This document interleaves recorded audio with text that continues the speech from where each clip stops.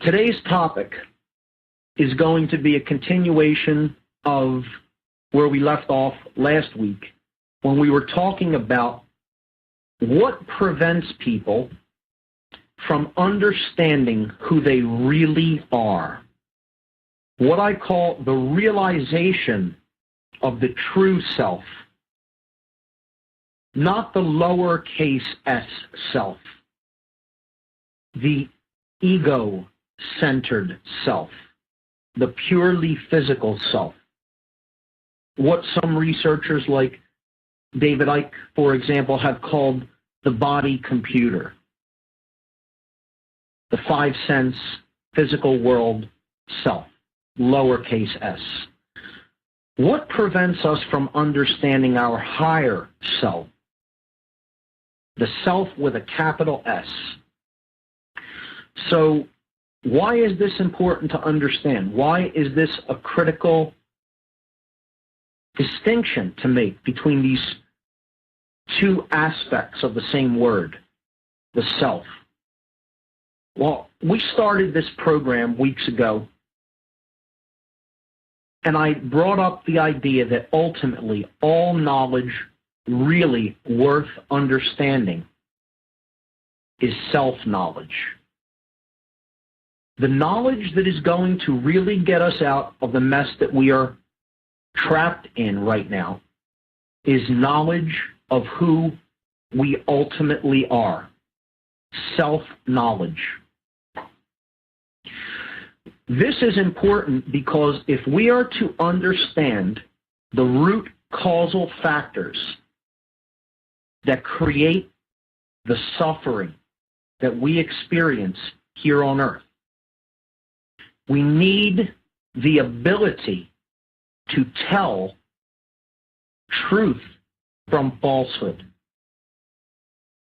And ultimately that comes from knowing who we really are, from understanding the true self, the higher aspects of the self. And this is what consciousness really is.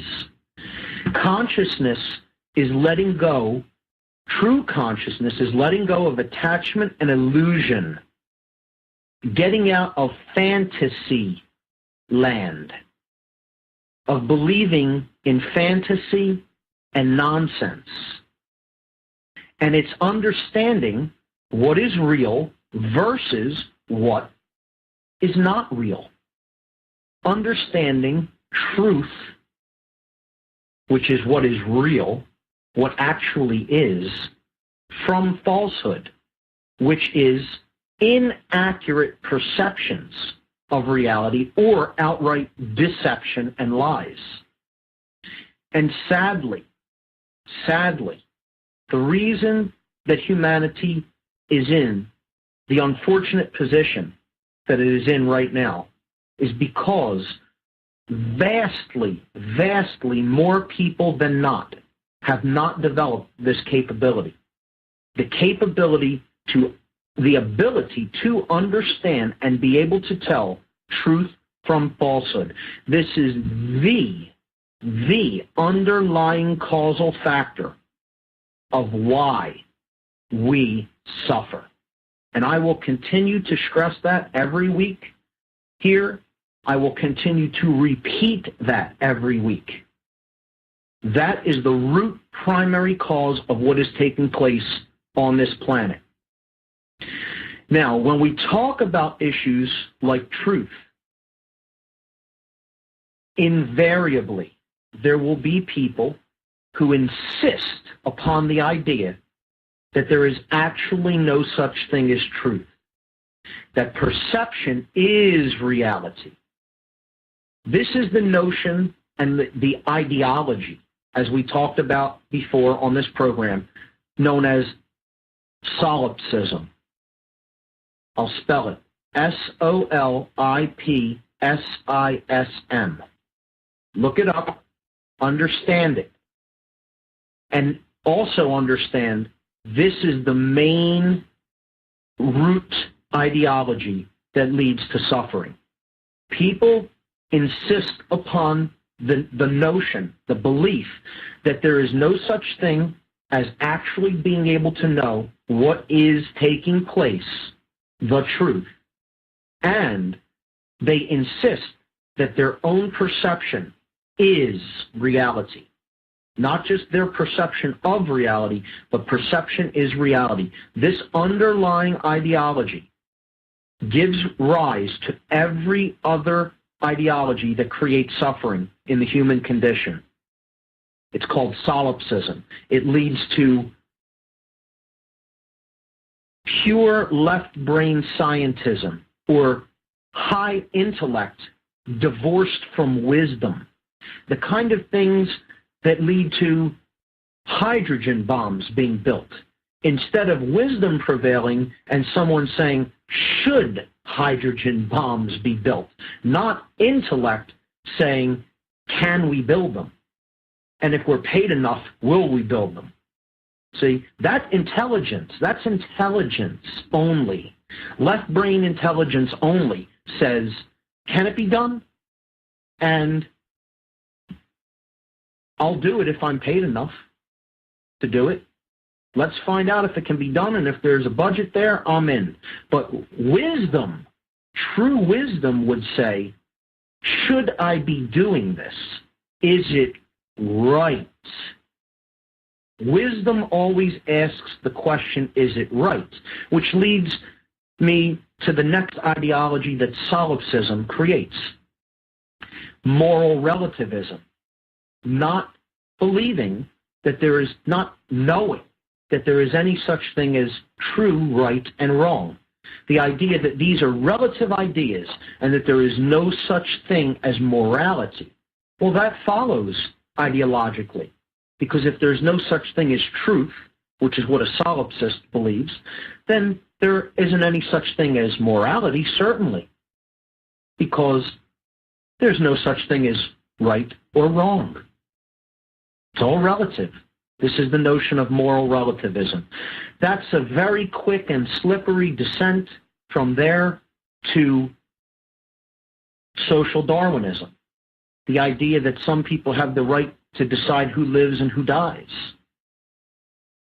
And from there you get totalitarianism, you get eugenics, you get genocide, and every other extreme level of suffering that we experience over and over and over and over again, endlessly, seemingly, until we get out of that underlying ideology. So we discussed that, and that's very important into understanding what blocks us from understanding the higher levels of self. We talked about the aspects of human consciousness: thought, emotion, and action, and how those three have to be brought into unison with each other, such that we are a being that as they think, so they feel, so they act, and that they cannot be internally divided through the force called opposition, internal opposition within. That's what divides our thoughts, our emotions, and our actions, and gets us to take action against what we really think or believe or feel. We also discussed the human brain. We talked about the components of the brain, because that's part of understanding who we really are. We need to understand how the brain functions, okay? We need to understand what will balance or imbalance the brain. And we talked a little bit about brain imbalances. What creates brain imbalances? And we talked about what happens when the left brain becomes extremely imbalanced. And I'll be discussing that a lot tonight on the program. Okay? I call this the prison of the left brain. When somebody becomes so left-brained that they are trapped in that unidimensional, linear way of thinking, the prison of the left brain. It goes hand in hand with some of the other barriers to self-realization that I'll be talking about. Hopefully we'll get to that one this evening. On this show, previously we talked about the dynamic forces of love and fear. Love being the expansive force of consciousness, and fear being the force that shuts consciousness down. We talked about how those things are intricately related to the worldview that people hold. And brain imbalance ties in with that. What kind of worldview do you hold? How do you see yourself in relationship to other human beings and to the universe in general? A connected part of the whole of this ocean of consciousness, of awareness, or is everything separate? And is it every being out for themselves, no matter who they have to step on to get what they need? Okay? Worldview. We talked about the schism of the worldview. The two extremely imbalanced worldviews, one to the left brain, one to the right brain, those being randomness and determinism. In past weeks, we talked about the forces of magic and sorcery being the arts and sciences of influence, how to influence thought and behavior, how to create change, not only within the self, but in others through influence. We talked about how these forces lead to two conditions, order or chaos, and the underlying understanding of how order and chaos are ultimately created in the world is called natural law.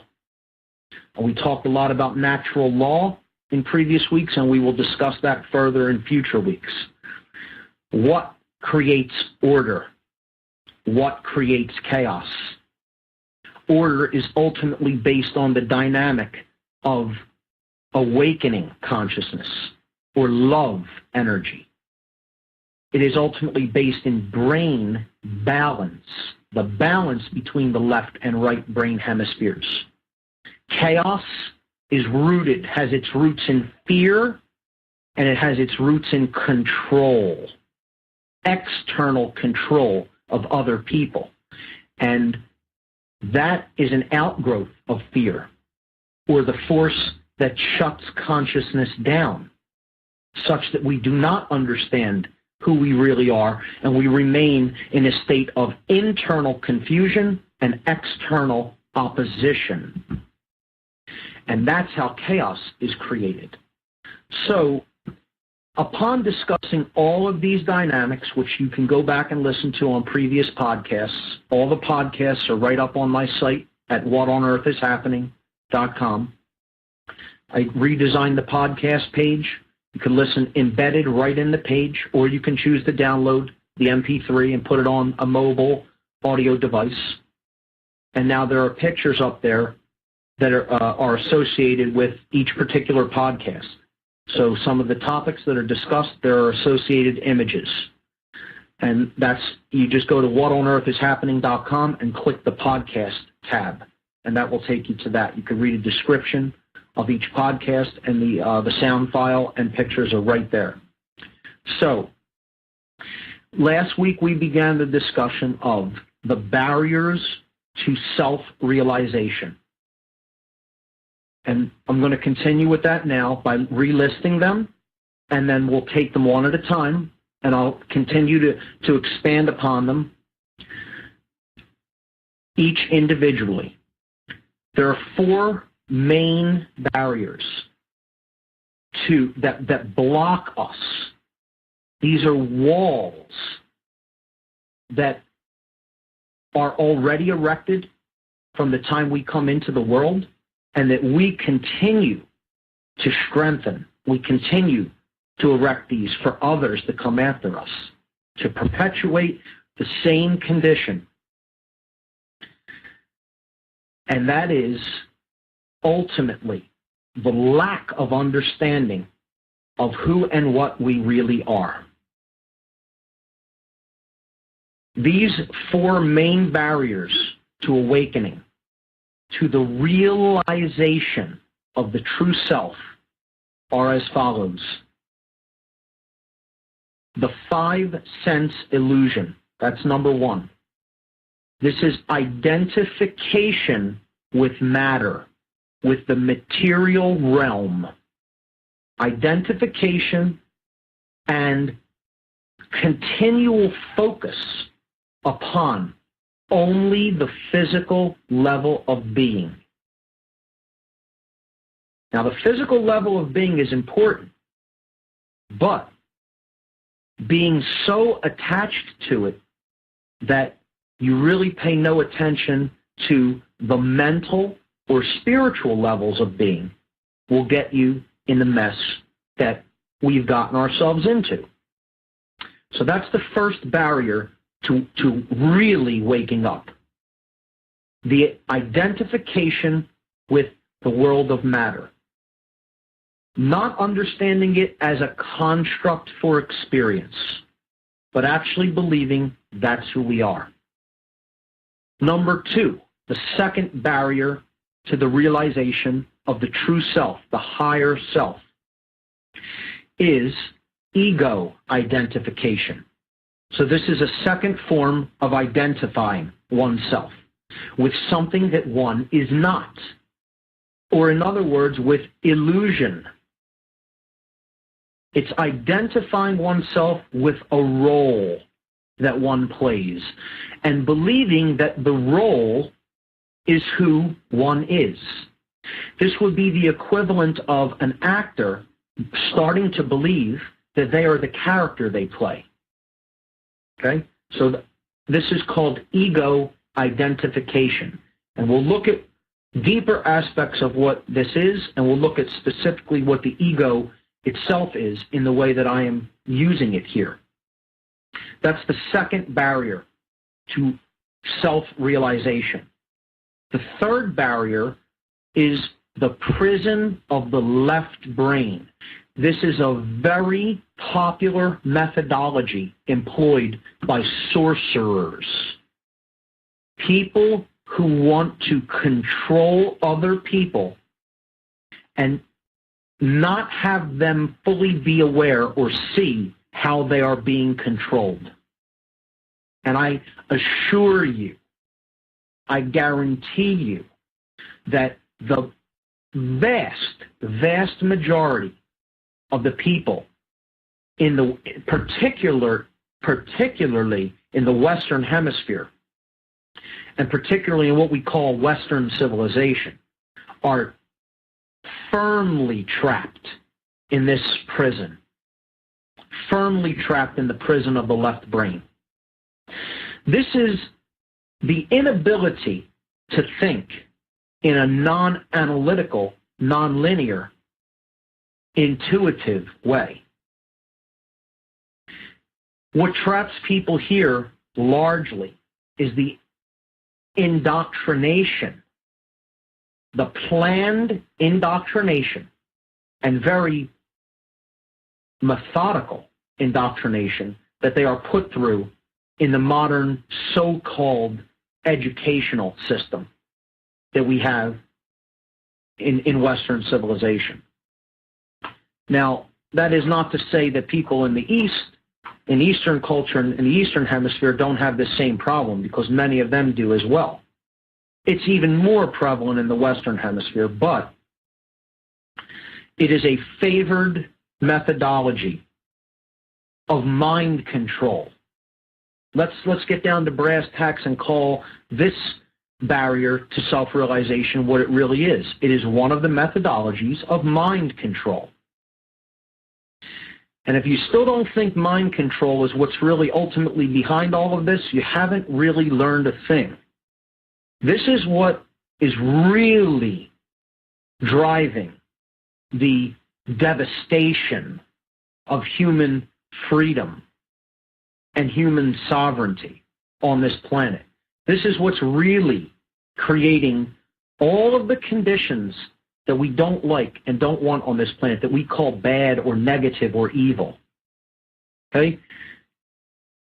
The prison of the left brain, the third barrier to the realization of the true self, is a critical one, because so many people are trapped in that modality of consciousness.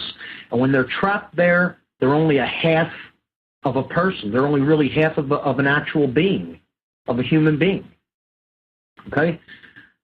They haven't developed the intuitive faculties. They haven't developed the nurturing faculties, the sacred feminine aspects that go along with being connected firmly with the right brain hemisphere. That's not to say the left brain hemisphere isn't equally as important, because it is. They need to be brought together in balance. So that's the third barrier to self-realization. And the fourth barrier could be one of the strongest, could be the strongest. This is another form of attachment. It's the strong belief and attachment to institutionalized systems of thought. So I'll say that again. Being strongly attached to institutionalized ways of thinking and being in the world. Institutionalized belief systems. Because that's what these ultimately are. They're ideologies. They're belief systems. They're not philosophies. They're not true understandings.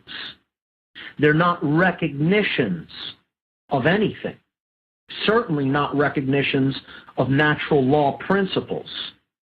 What these institutions are ideologies that are erected to protect themselves and perpetuate themselves. As such, these become institutions or institutionalized ways of thinking and behaving. So we'll be getting into what those are and how they have a firm stranglehold on the human mind. And until we break down the attachment to those institutionalized belief systems, don't expect much to change on this planet, folks. Sad to have to break that news to you, because we need to do so much more in the mind, in consciousness, than most people think. We're a long way off from where we need to be. For people that think they're going to just work a little bit within the system and make a change happen in the system and, everything's going to be fine, most people that think that way are kidding themselves. Because the system is what's keeping things the way it is. The systems that are all around us, these institutionalized systems, are what's keeping things the way they are, what's actually controlling people, because they have a firm grip and a firm control and a firm stranglehold on the minds of almost every human being walking on this planet. They're the boxes that we bring to the table. Okay? Let's make the truth fit in my box. Oh, I'll listen to you up to a point. I'll hear what you have to say on government, but don't talk about my religion being astrotheology. Anything but that. Now I'm walking in the other direction. Let's discuss the whole monetary issue, but don't tell me about the poison that's in my food. See, most people have boxes that they bring to the table, and this one ties in with ego identification. Barrier number 2 out of these 4 extreme strangleholds on the human mind and spirit. Ego ultimately is the inability to say the 3 words, I was wrong. That's what ego ultimately is. And I was in a car a couple of days ago talking with a couple of gentlemen involved in the Tesla Foundation, and I was talking to them about some things that I thought I was sure and right about. And I'll briefly, as an aside, just tell this anecdote. When I first really started to come online and understand what was really going on in the world, as far as mind control goes, and as far as all the forms, the multifaceted forms of control that surround us, that keep our minds in such a limited state as a species, that destroy the human imagination, I was still quite naive at that point.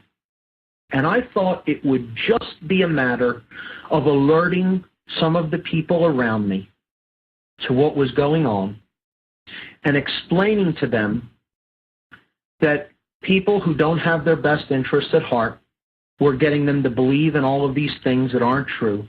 And if I simply laid out some evidence before them, they would appeal to reason. The reason in it and the logic in it would be seen by them. How wrong I was, as anybody who is at least a semi-decent level of being quote-unquote awake or conscious could tell you. It isn't just a matter of explaining information to people. See, because they're shut down at a deep ego attachment level. They're shut down. Their consciousness is shut down from the level of the inability to admit that they are wrong about something that they are firmly attached to, that they believe is the case, that they accepted as their perception of reality and began to believe that that is the accurate perception. So they formed an attachment to it.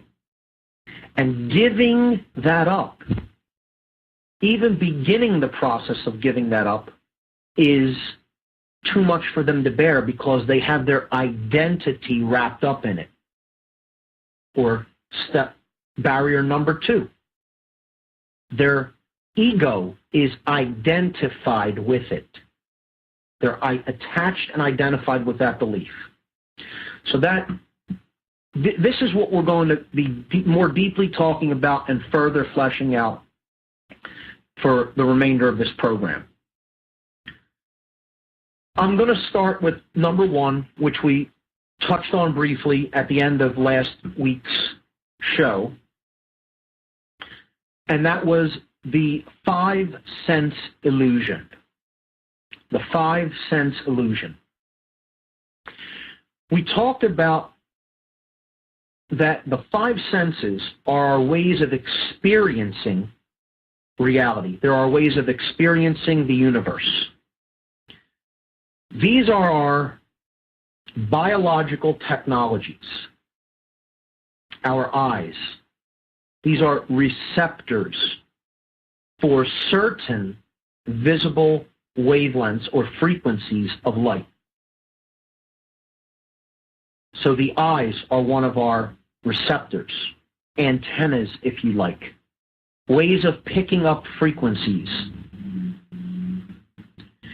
You have your ears. You could hear sound frequencies within a certain range that the equipment, the biological equipment we have, is attuned to, that is capable of picking up. We have smell, which works on the same principles. We have touch, and we have taste. The 5 senses. Now, why do I call it the 5-sense illusion? Well, this is because what we get wrapped up in is identifying with the frequencies, the wavelengths that we can pick up with the sense perception organs. We get wrapped up in the notion, in the belief, in the idea that this is all that exists. Hand in hand with that notion that only those minuscule frequencies in the totality of the frequency ranges that do exist that we can pick up are the only ones that exist. Okay? Hand in hand with that flawed perception or way of seeing what we can perceive goes the notion that matter is purely solid and that it is a solid physical thing. Now, that is an abstract notion, is an abstract thought. And most people have a difficult time with that one. The people that have a difficult time with that one usually are the very left brain imbalanced or left brain prison people. Okay? They have a problem with that one because their five sensory perception is telling them, wow, matter is solid. I can't put my hand through that piece of wood or that piece of metal or that brick. Okay? It's solid. It is solid at the macro level at which we experience it. So what I want to start to talk about today, and I'm going to spend a decent amount of time on this because in my presentation, when I give it live, I don't really get a long time to flesh out this idea. And I think it's critical for us to understand how this really works. So the five sense illusion of matter, when we're talking about large amounts of matter or the macro domain, macro meaning big, large things, things that we can see, okay? We experience them as solid, but what they are made of are atoms. And if you ask anybody that knows even a little bit about the structure of an atom, they will tell you, one, we don't really fully understand what an atom is even to this day. And two, an atom is anything but solid. It contains upwards of 99.9999999% empty space. And the quantum physicists, those who study matter at the quantum level, the very, very small scale, will tell you even that level, even that small amount of matter that we think is solid is actually, when you get down to examining it, only a tendency, only an expression of energy, only a potential, that being the key word, potentiality. So in the next hour, we're going to continue to flesh out the five sense illusion and how this potential, which is pure energy, becomes manifested as a physical particle, physical matter, and as events in our reality. Okay? I'll flesh that out in the next hour. You're listening to What on Earth is Happening? I'm your host, Mark Passio. Thanks for listening for this hour. Be back shortly for the second hour of this show, and I'm going to jump right back in to the philosophical ideas that we were, and in many ways, scientific ideas that we were discussing on the first hour. We were talking about the barriers to the realization of the true self, the barriers to self-realization. Now, right in the word realization, there is a clue to what it is. You are using your real vision because you are using your real eyes. This is not accidental. This is not coincidence.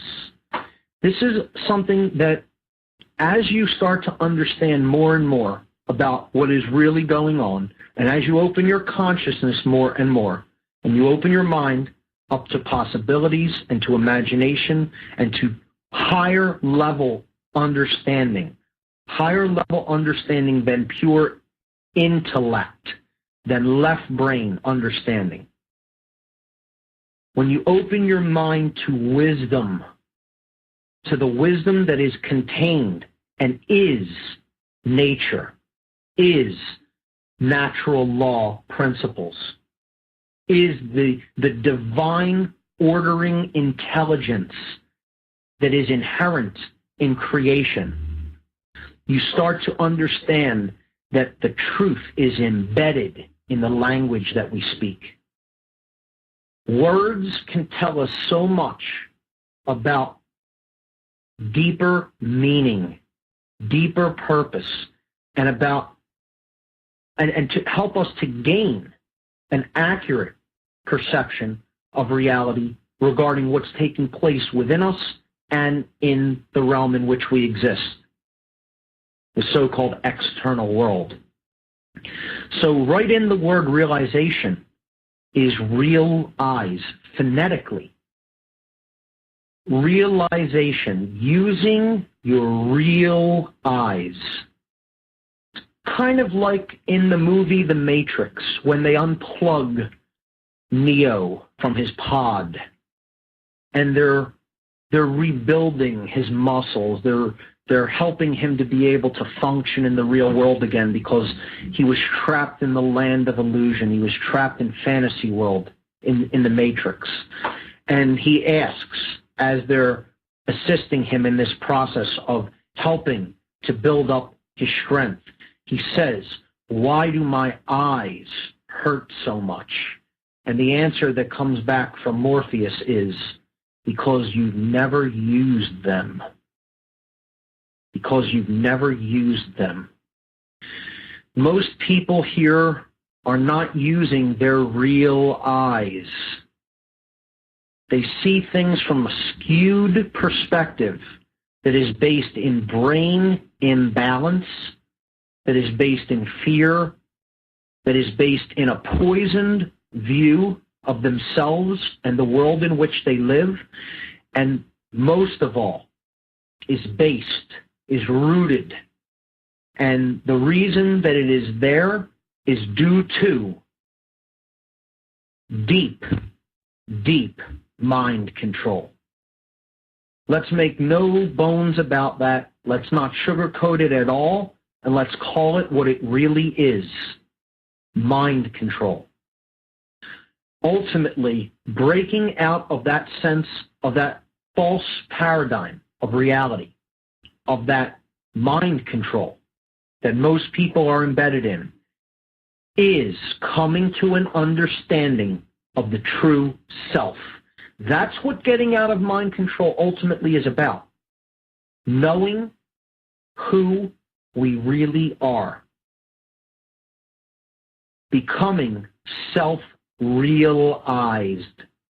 Seeing with the real eyes, which equates to being able to see the truth as it is. Being able to see the world around us as it is, not skewed by how we wish to see it.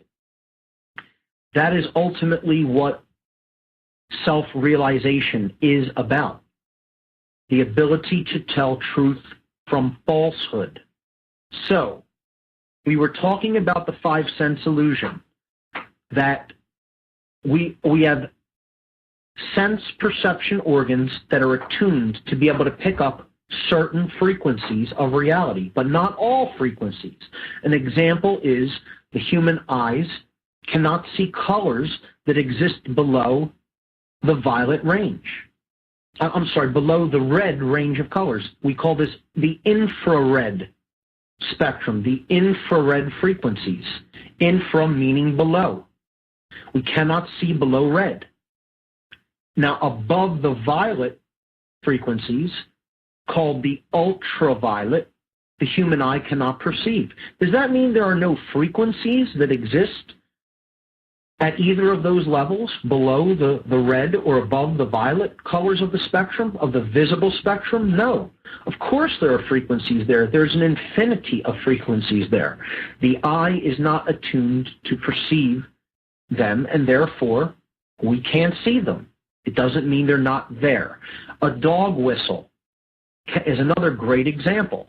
The human ear is attenuated, is attuned to being able to receive and pick up and process and decode certain frequencies of sound. Does that mean other frequencies of sound do not exist, that other beings with different sense perception organs or biological technologies would not be able to perceive? Of course, would be able to perceive. Of course it doesn't mean that they're not there. Okay? A dog can hear sound frequencies that a human ear cannot perceive. Well, to a very left brain or a very five-sense trapped individual, when someone blows a dog whistle, they would say there's nothing there. That doesn't exist. There's no sound there. No sound is being generated. Well, sound waves are leaving that dog whistle, and they are striking your eardrum. Your eardrum does not have the capacity, the ability to pick up that frequency. Doesn't matter whether you want to or not, whether you believe that sound exists or not. It is there. And you will understand that it is there. Just blow one around a dog. Okay? They can perceive it. We cannot. Perception is not reality. When people are locked up in the notion that only that which they can perceive with the five senses is that which is actually taking place around them, they're fooling themselves. They're entering the land of illusion. They're entering deep ego, which is not the barrier number 2, ego identification, and it fits hand in hand with the five-sense illusion.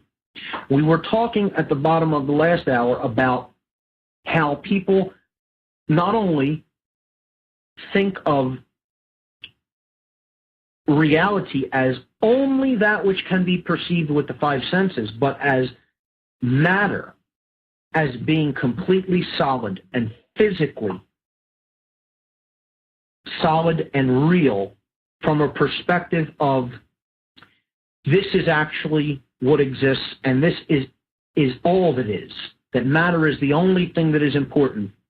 This ties in with the notions that physical survival is all that is important, that only physical well-being is all that is important, no matter how much the mind may degenerate or the spirit may degenerate. And this is a very, very deep and difficult trap to be stuck in, and it's difficult to get out of. Because once we're attached to these notions that the things we can perceive are all that exists and that matter is completely solid, we get into the state of having a severely limited idea of what is actually possible, because we have a severely limited idea of what reality contains. So we're cutting ourselves off from different choice points, you could look at it as. We're cutting ourselves off ultimately from imaginative potentials. And that was what I left the last hour off on, was that matter ultimately is actually not solid, but is a potential energy. It has a potential to exist. If we look at the quantum level of matter, we will see that all matter really is energy that is vibrating at a certain frequency. That's all it is. It is not actually solid mass, as we think of solidity. Now, all matter is made of the same basic substance. Vibratory energy. This is the basis of physical reality. And all reality, all matter shares the same properties. It's what we are made of. It's what the stars and galaxies are made of. Okay? So from the very, very, very, very small to the very, very, very, very large. From the micro domain to the macro domain. Essentially, matter is vibratory energy. That's the key thing to keep in mind. It ultimately does not actually have solidity as we are used to thinking of solidity.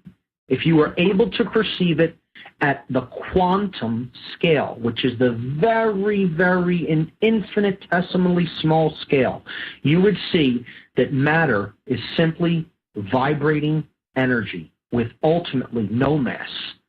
Think of it like a guitar string that is plucked, and when you see it move, you can think of it that, oh, that string is in all of those places at once. Okay? Think of it like, what if you were to spin around a jump rope so fast that it looked like a ball to the visual field? Like a fan, right? A fan blade is not in all of the space that it spins in. The blades are only in half to 2/3 of the space that the full fan actually spins in. Now, does that mean that you won't perceive that fan as something that's solid if you put your finger in it? Sure you will. But it doesn't mean that the entire plane on which the fan is spinning in is the solid part of the fan. It's the same thing with matter and energy. Vibration is what makes energy appear solid. So if you were to take a string or a jump rope, as I gave an example of, and twirl it extremely, extremely, extremely fast, you could almost make that appear like a solid ball of matter, because no one's hand would be able to be put through it. It would strike the hand, and depending on how fast it was going, it would actually feel like something that is solid if you could not actually get any other piece of solid matter through it. If you follow the visual example I'm trying to construct, we have to understand that is ultimately what all matter is. Why is this important to understand? Okay. To illustrate why matter as potential is important to understand, I'm going to go into an explanation of an experiment in quantum mechanics that really blew a lot of scientists' minds when this was first done in laboratories, and has deep, profound implications for understanding how our thoughts and actions create the reality that we experience through taking the total potentials that are available to us. Some would call this the imagination. Some would call this the unified field. Some would call this the realm of pure potentiality. It has been given many different names. Okay, the imaginal realm, the realm of pure potentiality, the unified field of existence. That is where all potentials are derived from and grow out of. To understand that better, we need to understand how matter works at the very very, very small scale. Once we have a firm understanding of how matter works at the quantum scale, I know it will get into a little bit scientific, a little bit technical, but if we understand this at a deep level, if we really, really get what is being said here, we will understand how we create our reality at a macro level, at the larger level, through our decisions.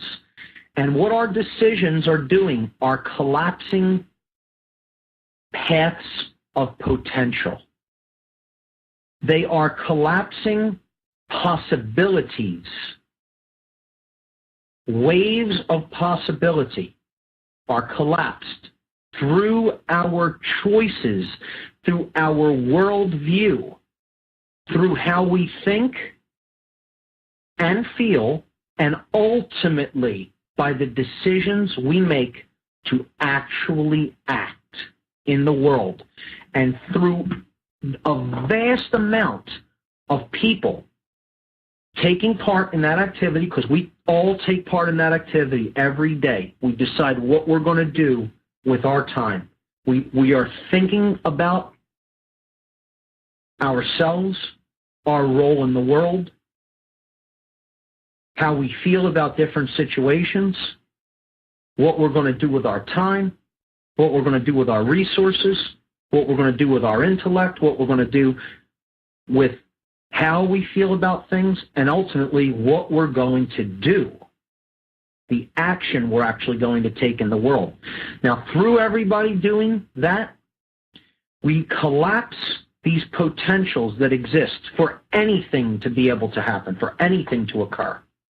Potentiality, and we collapse them into the creation of what we are actually experiencing in the world. Now, we will understand that a little bit more clearly when we look at how matter behaves at a very, very, very fundamental level, the quantum level, the very small level. Now, the word quantum means amount in Latin. Quantum means amount. So what this word is used to describe is a packet of energy, an amount of what we call matter, which is essentially energy, as we just talked about. So there's an experiment in science that is, I guess, not so fairly recent. It's been around for almost 20 years, if not that amount so far, maybe even longer than that. It's called the double slit experiment. The double slit experiment. S-L-I-T, slit, okay? As in making a slice through something. The double slit experiment. Look this up on a video website. Maybe I'll post a video link to it on the podcast page sometime either later tonight or tomorrow. But look it up and watch a video about this, the double slit experiment. It is amazing to understand how matter works at a small level. What's more amazing to understand, after I explain what this experiment was about and why it blew the mind of physicists all over the world, who originally couldn't even believe or accept what they were actually seeing, what this will help us to understand is how our choices create what we experience at the large level. Because ultimately, we are made of this stuff. It is behaving the same way at the quantum scale all the time. And ultimately, choice, consciousness and choice, free will is what is from this field of potential that I'm going to talk about when I talk about the experiment. From those available potentials, it actually collapses down the possibilities and then creates events that actually take place in our lives. And I'll explain that further. Well, let's get into the experiment itself first. The double slit experiment is looking at how matter behaves at a very, very, very small scale. Scientists want to understand what the electron, one of the smallest subatomic particles, is. What is this thing that we call an electron? This orbits the nucleus of an atom, the center point of it. They take, now, let's, before we even look at the experiment from the quantum scale, let's just envision the setup of the experiment, okay? Because before we do it with electrons, let's think about this at a big scale of matter, okay? Let's think of this, if we were to do this with ping pong balls or golf balls or something to that effect, okay? If you put one vertical slit through, let's say, a door or a screen of some sort, let's say it was made of wood or metal, okay? You carved a thin vertical slit. Okay, so let's say you have a wooden panel that's, let's say, 8 feet by 8 feet, and you're going to set this wooden panel up in front of something that your projectiles could pass through. Okay, so let's say you're going to do this with ping pong balls, and let's say on the other side you have, you know, some form of a soft material that the ping pong balls could get actually embedded in. Okay, you're going to fire them really fast with a ping pong ball shooting gun. Okay, for visual effect, try to envision this. Okay, so I have a gun that shoots ping pong balls, or you can even look at it as paintballs. Let's use that because that's even easier to visualize. So you have paintballs, right? And you got a paintball machine gun. Okay, now you're setting up a screen, a wooden barrier between a far wall that you're going to shoot these paintballs toward, right? And you're carving one slit in this wooden barrier between the far wall and the gun. So envision that, right? If you started shooting these paintballs rapidly through this one slit, the pattern that you would see on the wall would look like an individual line, a vertical line up and down where the paintballs passed through the vertical slit and splattered on the wall behind the slit. You would also have a huge mess of paint where the paintball struck the dividing wood, the dividing screen, the barrier that we put in front of the wall. Okay? Try to envision that. If you put a second slit alongside the first slit, let's say separated by several inches or a foot, and you did the same thing, you started firing the paintball toward these somewhat close together slits, you would get a duplicate pattern on the back wall behind your double slit. Okay? So you have a barrier with two long vertical slits in it, and you're firing a projectile like a paintball through both of these slits on the back wall. This is just common sense. Everyday common sense would tell you you're going to have a pattern on the back wall that look like the two slits, two vertical lines where the paintballs would have gone through one or the other of the slits, and struck the wall behind the barrier that you put up with the slits in it. Okay?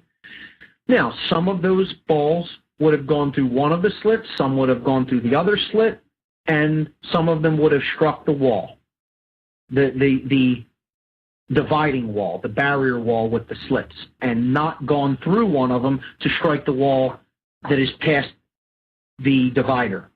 Okay, so hopefully that is clear and people can envision that. If you have a hard time envisioning it, I recommend you going to some video site like YouTube or Google Video or something like that and just type in double slit experiment.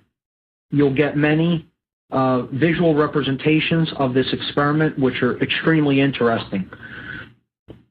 So continuing with this, it's self-evident. It's very obvious that when you pass large matter through one or two slits, the pattern that you would get on whatever form of measuring device you have on the other side of those slits would be vertical lines similar to the slit.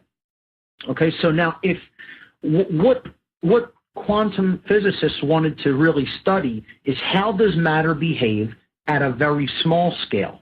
Is it the same as how it behaves on the large scale, or is it the same, or is it different? Does it behave differently when you go down to the quantum level? So what they did is, instead of firing large bits of matter, they fired really, really tiny bits of matter, very, very infinitesimally small pieces of matter, but pieces of matter nonetheless, called electrons. Now, they do this with something called an electron voltmeter, okay? And, well, initially they did it with something called an electron beam. So they're passing this beam of electrons through one slit, okay? And they get one line. But when they were passing it through two slits, they didn't get the expected result. They didn't get two lines on the measuring device behind the barrier with the double slit in it. They were getting the pattern that you would get with a wave. Okay? I'll say this again. When they passed a stream of very small pieces of matter through this double slit, they would get the result that you would expect with a wave, which is called an interference pattern. When you pass large waves like water through two slits, where the waves go through the slits, when they come out the other side, there is a crest and a trough to a wave. Where the crests meet, you have more energy. If a crest and a trough meet, you get a cancellation in energy. So you would see nothing in certain places, and in other places you would see a measurement of the energy with which the wave were striking the measuring device. This is known as an interference pattern. And you can see this when light passes through something that will block it. On the other side, you'll get something called an interference pattern. If you pass light through something that is translucent, you will get this pattern in the shadow on whatever the light is reflecting onto. So they did this with a stream of small, tiny, tiny, tiny bits of matter called electrons. Passed it through two slits, they get an interference pattern that you would expect with a wave instead of with matter. So what they did is they said, we want to confirm this result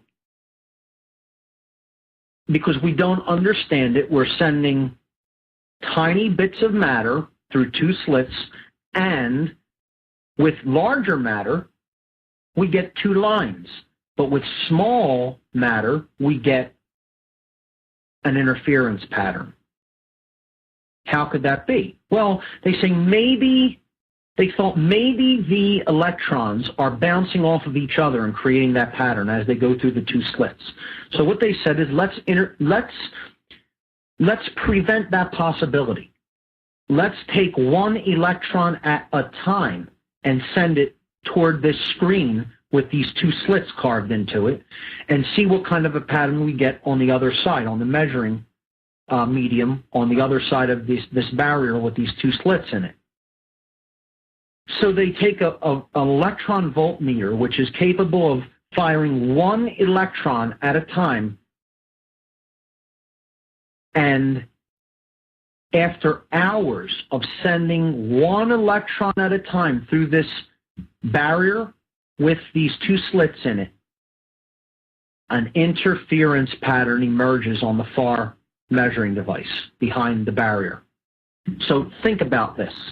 This would be the equivalent of firing one paintball at a time through these two slits, and on the other side, you don't get two lines. You would get a pattern that resembles a wave form, like water or like light. It's impossible for the wave pattern, the interference pattern, to have been created by any of these individual electrons striking other ones and so bouncing randomly and creating that effect, because they eliminated that possibility by sending only one electron at a time through the slits. Now, think about it. You would think that's absolutely impossible. How could they send one small bit of matter through these two slits and it not form two vertical lines, just like the large matter did? Well, that's because at the quantum level, matter is not solid. Neither is it really at the macro level, but it becomes seemingly so due to a specific quality, which is what the scientists began to understand when they introduced the act of observation. This is why this experiment ultimately became known as the observer effect. The observer effect. Okay? What they did is they placed a measuring device at one of the slits. And you only would need to do this at one of them, not even at both, but at one of the slits. You could do it at both, but one is sufficient. They wanted to measure how many of the fired electrons actually passed through that one particular slit. So now, what they're doing is they're quantifying what is happening at a specific location in space. They're quantifying how many electrons pass through one of the slits in comparison to how many are fired. When they placed a measuring device capable of reading that information, capable of measuring when an electron would pass through that slit, the result of the experiment changed. What they then saw on the measuring device placed behind these two slits was two lines.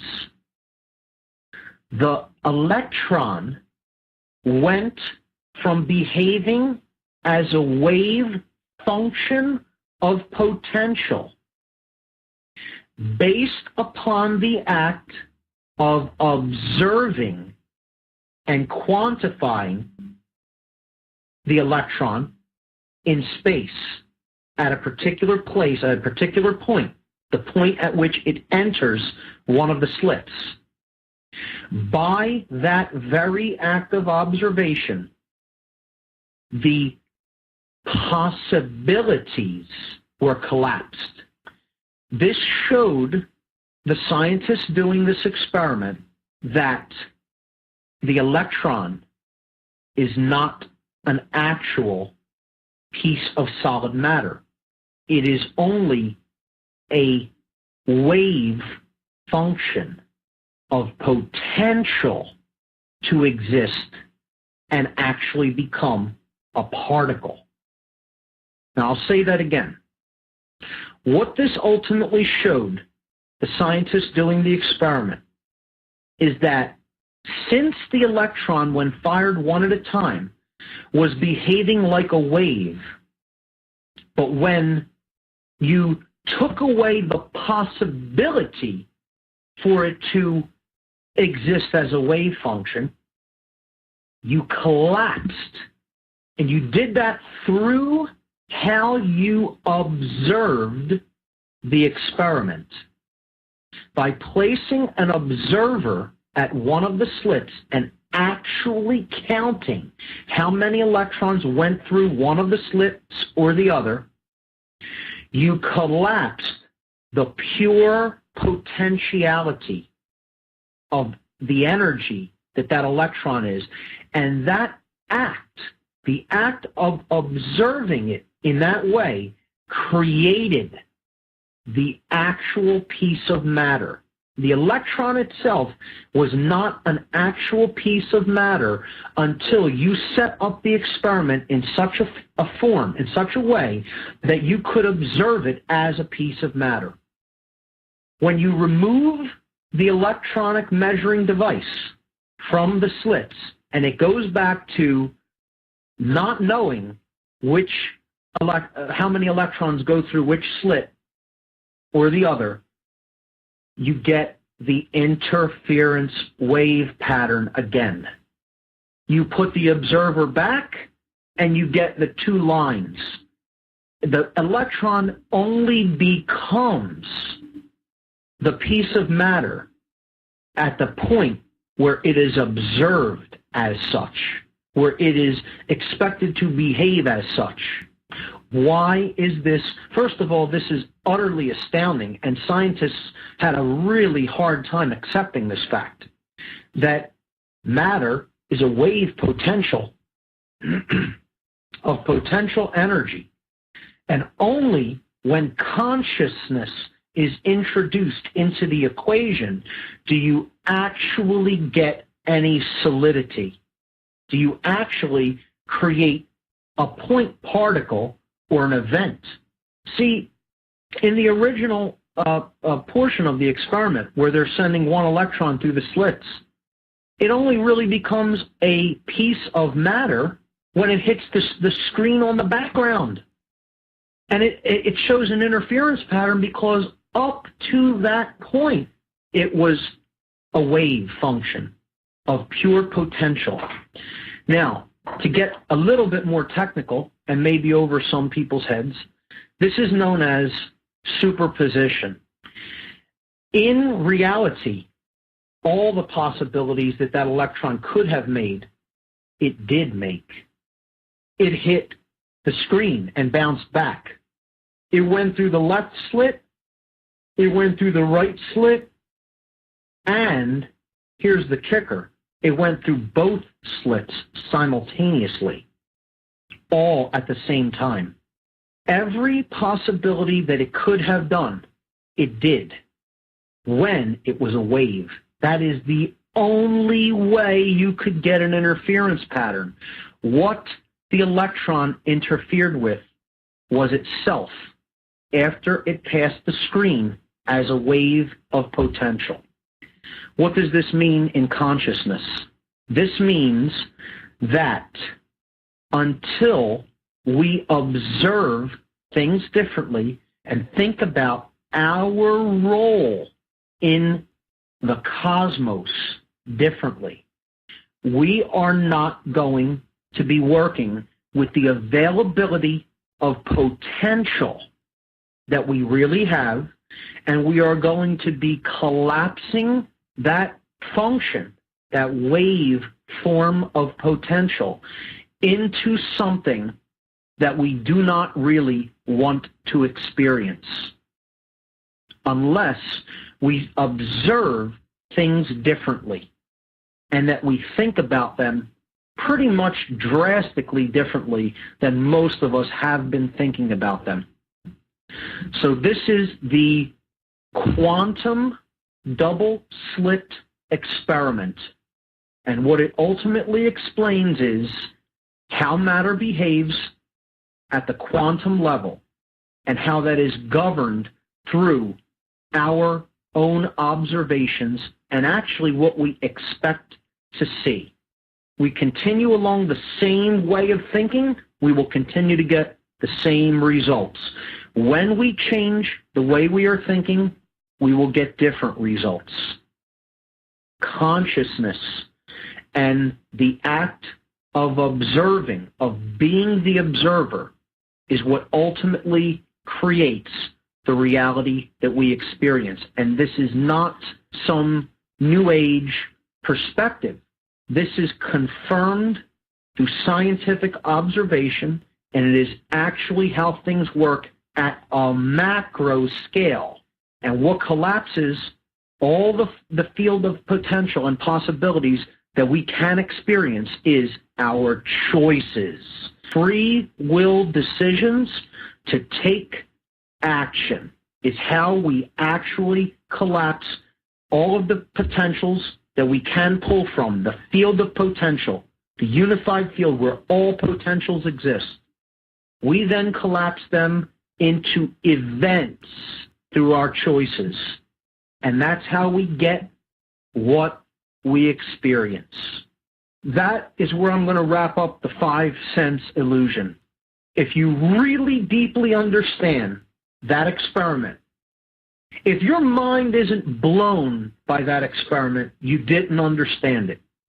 Okay? I'll say that again. If your mind is not really blown by that, you'll know you really understand what was explained there. If your mind is completely blown and you can't believe it at first, because that's what happened with the scientists. Okay? I strongly suggest checking out the video of the double slit experiment. And again, perhaps I'll post a link to one in the podcast section. But I'm going to leave the 5 sense illusion at that. Next week, we will continue to cover the barriers to the realization of the true self, and we'll get into ego identification, the prison of the left brain, and institutionalized belief systems.